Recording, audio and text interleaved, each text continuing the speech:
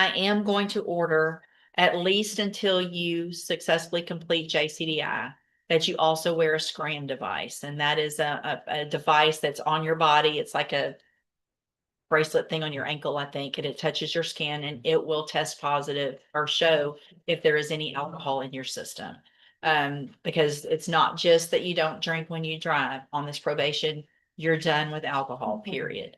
American Justice Vault. All right, again, sir, you're Correll Gilbert. Yes, ma'am. And Mr. Gilbert tested negative for everything. And so Mr. Gilbert was previously in court in cause number 25 DCCR 1009, entered a plea of guilty to the third-degree felony offense of driving while intoxicated, third or more. I've received that pre-sentence report. Has everyone had an opportunity to review that report? We have, Judge. Yes, sir. Any additions or corrections? No additions or corrections, Your Honor. However, we did have one recommendation item we're calling. Sure.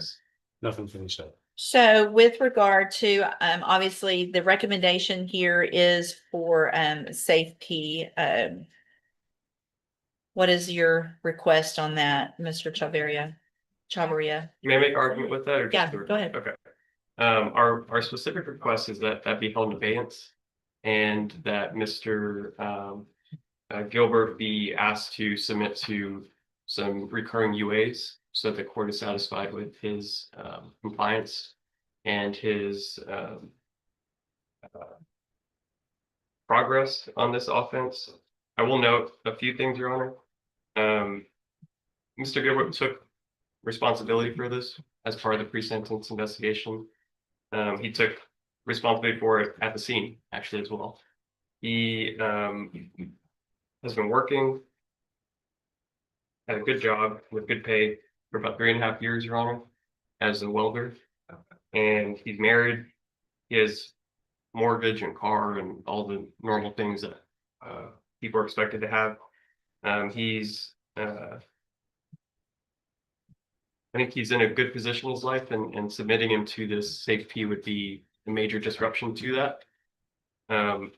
As for the actual plea agreement that was agreed upon, safety was not requested by the state. That was not part of the specific terms at that time. He was also seen by a individual named Miss Melissa Posey, who's a licensed chemical dependency counselor, and that's on page 3. Mm-hmm. And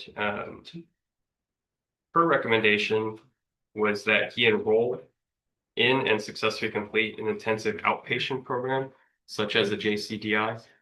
And we would be in agreement with that as well, Your Honor, if that's appropriate, in lieu of the safety. What's your position, Mr. Smith? Are you? Judge, it wasn't part of the plea agreement. I didn't think that it was necessary at the time that the plea offer was made.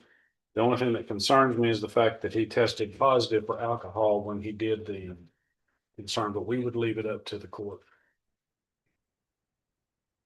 Was there an alcohol test done today on Mr. Farrell? It doesn't show that. Do you have the alcohol test that you can do today? Yes, ma'am. I meant for that to be done as well. Can y'all get that done real quick? Let's test for that. And then also I'm going to order that do you already have the auto ignition interlock device on your vehicle? So you're going to continue with the auto ignition interlock device on your vehicle.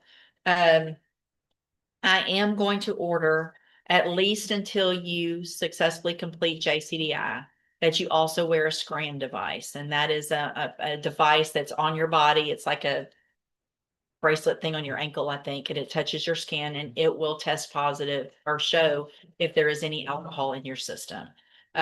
Because it's not just that you don't drink when you drive. On this probation, you're done with alcohol, period. And that will show me if you're drinking at all. If you successfully complete JCDI, I know that's a financial burden. If everything goes well, you'll be able to request probation, take that off. And at that point, if everything's going fine, you can take that off and then just keep the auto ignition interlock device. But until they tell you you can take off the SCRAM, you keep it on and obviously test negative. And do everything you're supposed to. And so if you do all of that, this is a great opportunity, because for all practical purposes, your case here in court is over. You'll serve that 10-year sentence while you're out on probation. The other side to that, however, is if you violate any condition of probation, you're back in court and you're facing the 10-year sentence that you've already agreed to. Do you understand? Yes, ma'am. And so what are you're working now? Yes, ma'am. Same job for the last 3 years or so. So what are your hours? Are y'all requesting weekends or do you have some time off where you want to go do your 10 days? Weekends. So any issue with me ordering weekends? So Mr. Gilbert, I will allow you to serve those the 10 days on weekends. You will start those weekends this weekend. You will turn yourself in Friday by 6:00 p.m. It's important that you're on time. If you're late, that could be a violation of your probation. Obviously, if you show up under the influence of anything, it's a violation of your probation. And then you'll serve weekends. They'll let you out on Sunday evenings and you'll serve however many it is until you satisfy that 10 days. I'm handing you the trial court certification that shows this was an agreement that I followed, and so you have waived your right to appeal. I've also handed you a written admonishment regarding your ineligibility to possess a firearm or ammunition. Because of the judgment entered against you, you're ineligible under Texas law to possess a firearm or ammunition. Possession of a firearm or ammunition could lead to charges against you. If you have questions about the laws that make you ineligible to possess a firearm or ammunition, or about how long that lasts, you can speak with your attorneys. So you just need to have a seat here in the courtroom. Probation's going to call you up to her desk when she's ready to go over your paperwork. All right. Good luck to you, sir. Thank you. Thank you, sir. The courtroom exchange ends with something more powerful than a sentence. It ends with a warning wrapped in opportunity. Mr. Gilbert walks out not as a free man, but as a man standing on a razor's edge. 10 days in jail, yes, but on weekends. A chance to keep his job, his home, his routine. A chance, in other words, to prove that this moment is not the definition of his life, but the turning point of it. But the judge's words linger louder than the gavel. 1 violation and 10 years come crashing down.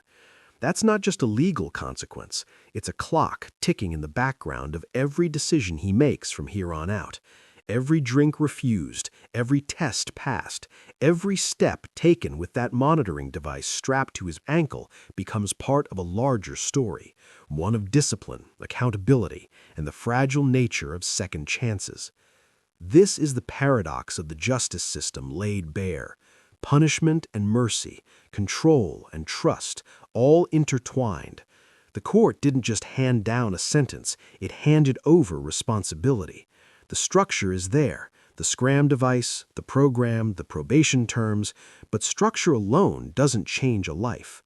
Choice does. So the real question isn't what the judge decided, it's what Mr. Gilbert will decide next.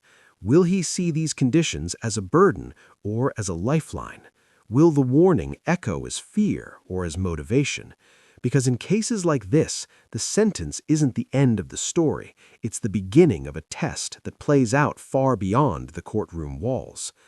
And maybe that's what makes this moment so compelling. Not the crime, not even the punishment, but the uncertainty.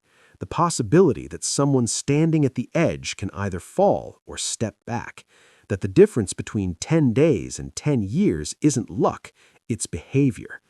As he walks away, one thing is clear. The court has spoken, but the final outcome hasn't been written.